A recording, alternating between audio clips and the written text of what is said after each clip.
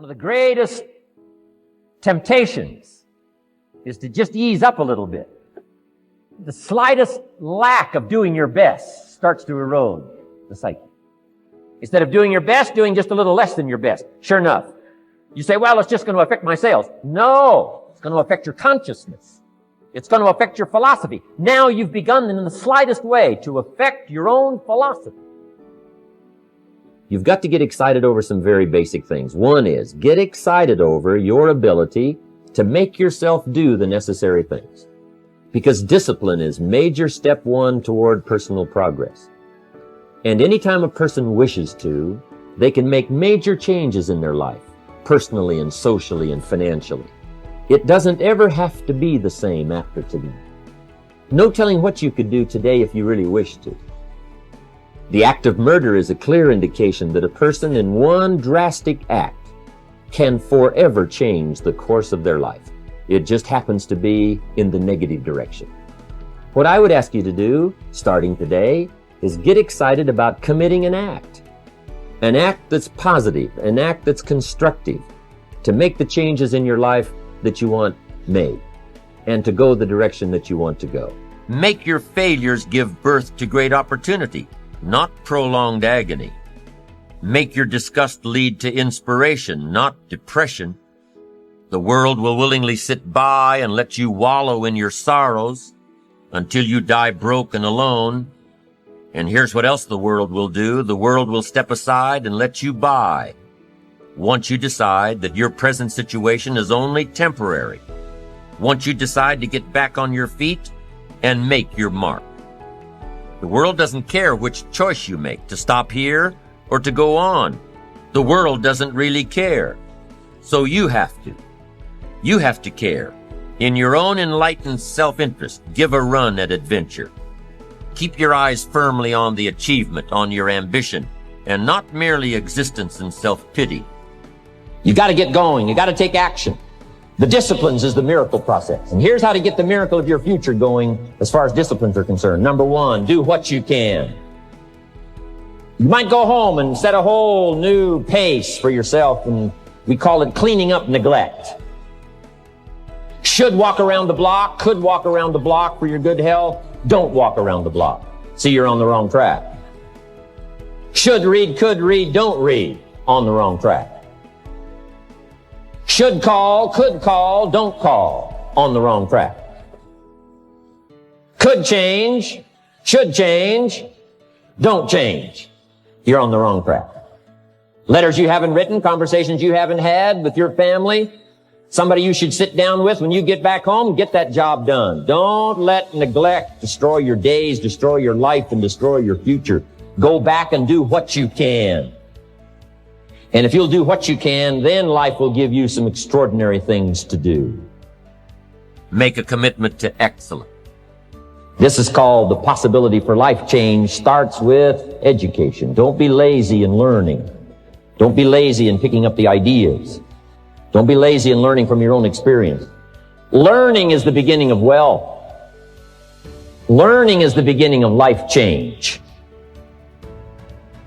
We're all aware that many people feel that we must be careful when focusing on money or affluence or abundance. That in the pursuit of those things, there is danger. And I do agree.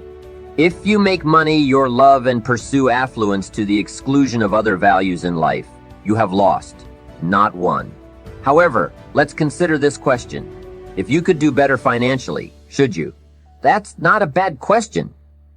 In the time you've allotted to labor, economics, success, achievement, productivity, the creation of value, the development of skills and creativity, if you could do better, should you? I think that one of the greatest satisfactions of living life to the fullest is doing the best you can with whatever you have. Doing less than your best has ways of eroding the psyche. We seem to be creatures of enterprise. Surely this is the reason for the seasons. The soil and the sun and the rain and the seed all seem to say, what can you do with us? Do you have the genius to make something unique of us? Life says, here is the raw material. What splendid things can you produce from all there is? So go for high productivity, the full use of your genius, the full development of your potential in all areas of your life, including earning money. That is the essence of an enterprising life. I've decided that enterprise is better than ease. If you rest too long, the weeds take over the garden in the summer. Life doesn't stand still, and random negativity will start overwhelming the positive arrangements of life if you just let things go. So, we've all got to have a positive attitude about activity. Let me give you one of the best examples I know. An ancient phrase states, "Whatever your hands find to do it with all your might." That's a powerful philosophy. Many people are getting by with using half their might. That may be their own personal philosophy of activity, but how much more could they achieve if they used all of their might? You've got to evaluate that question for yourself and apply it to your own life. Put it on your mental scale and come up with your own answers of how it applies to you. How should you live your life? Are you working to your full potential now? I'm teaching children about the ant philosophy. I think everybody should study ants. They have an amazing 4-part philosophy, and here is the first part. Ants never quit. That's a good philosophy. If they're headed somewhere and you try to stop them, they'll look for another way. They'll climb over, they'll climb under, they'll climb around. They keep looking for another way. What a neat philosophy, to never quit looking for a way to get where you're supposed to go. Second, ants think winter all summer. That's an important perspective. You can't be so naive as to think summer will last forever. An ancient story says, "Don't build your house on the sand in the summer." Why do we need that advice? Because it's important to be realistic. In the summer, you've got to think storm. You've got to think rocks as you enjoy the sand and sun. Think ahead. The third part of the ant philosophy is that ants think summer all winter. That is so important. During the winter, ants remind themselves this won't last long. We'll soon be out of here. And the first warm day, the ants are out. If it turns cold again, they'll dive back down. But then they come out the first warm day. They can't wait to get out. This philosophy applies to leadership skills. Average people look forward to getting off of work, while successful people look forward to getting on with it. Once you switch from wanting to quit to wanting to work harder, you start to transform your life into the activity. Here's the last part of the ant philosophy. How much will an ant gather during the summer to prepare for the winter? All that he possibly can. What an incredible philosophy. The all that you possibly can philosophy. Ants can surely teach us a lot when it comes to working hard. An enterprising person is one who comes across a pile of scrap metal and sees the making of a wonderful sculpture. An enterprising person is one who drives through an old, decrepit part of town and sees a new housing development. An enterprising person is one who sees opportunity in all areas of life. To be enterprising is to keep your eyes open and your mind active. It's to be skilled enough, confident enough, creative enough, and disciplined enough to seize opportunities that present themselves, regardless of the economy. An enterprising mortgage banker will develop creative financing strategies during slow markets. An enterprising lawyer will study new laws and market herself to people who may need help in those areas. An enterprising salesman will do extra research to find new prospects for his products or services. He will isolate a secondary market and develop another benefit for his customers. A person with an enterprising attitude says, find out what you can before action is taken. Do your homework. Do the research. Be prepared. Be resourceful. Do all you can in preparation of what's to come. Think of a few people you know who are enterprising. Think of people in the news, in your office, in your neighborhood. What do these people have in common? Well, they're probably always on the go, developing a plan, following a plan, working the plan until it fits. They're probably very resourceful, never letting anything get in their way. They probably don't understand the word no when it applies to their visions of the future. And when faced with a problem, they probably say, let's figure out a way to make it work instead of. It won't work. Enterprising people always see the future in the present. Enterprising people will always find a way to take advantage of a situation, not be burdened by it. And enterprising people aren't lazy. They don't wait for opportunities to come to them. They go after the opportunities. Enterprise means always finding a way to keep yourself actively working toward your ambition. Enterprise requires two things. The first is creativity. You need creativity to see what's out there and to shape it to your advantage. You need creativity to look at the world a little differently. You need creativity to take a different approach, to be different. What goes hand in hand with the creativity of enterprise is the second requirement. The courage to be creative. You need courage to see things differently. Courage to go against the crowd. Courage to take a different approach. Courage to stand alone if you have to.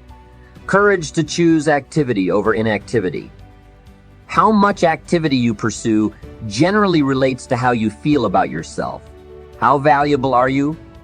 What could you do if you had all the skills, if you took the classes, read the books, and burned the midnight oil? What could you do? What true value could you develop? This is a good exercise. Ask yourself, what could I become?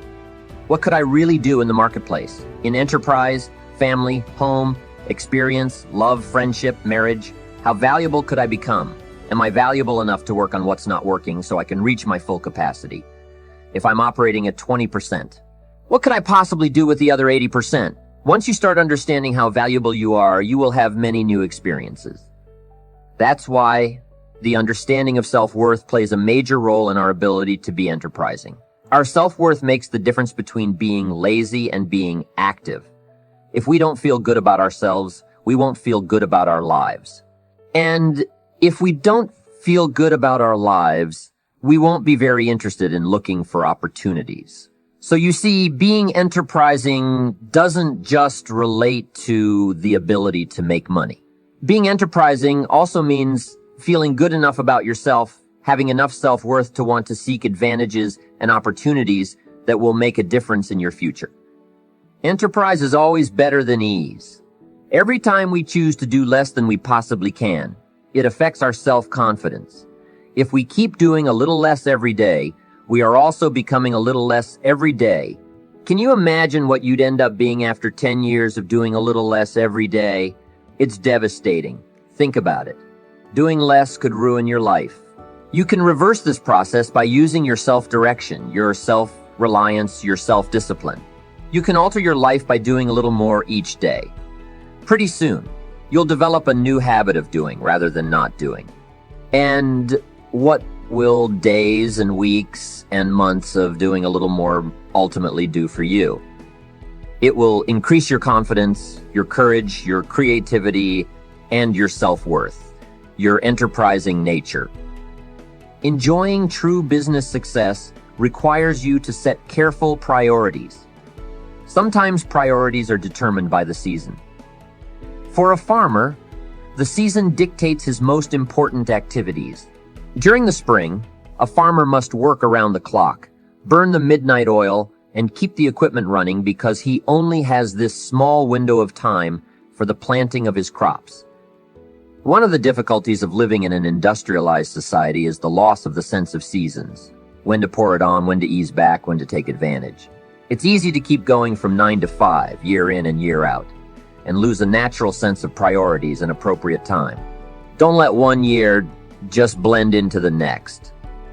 Keep an eye on your own seasons lest you lose track of values and substance. Part of setting priorities is learning to separate major activities from minor activities. This is a whole skill in itself. But once you have learned it, it will pay dividends you won't believe. So learn to put everything on your mental scales to be fully weighed before you spend time or money. And here's a good question to ask yourself constantly. Is this a major or minor activity? By asking that question, you will reduce the amazingly natural tendency to spend major time on minor things. In sales training, we are taught that major time is the time spent in the presence of the prospect. while minor time is the time spent on the way to the prospect. If you're not careful, you will spend more time on the way to than in the presence of. So in sales, we teach, don't go across town until you've gone across the street. Wouldn't it be wise to ask yourself, how much time am I spending in the presence of, and how much time on the way to? Majors and minors. What a great discipline to exercise. You also don't want to spend minor time on major things. It's easy to get values mixed up.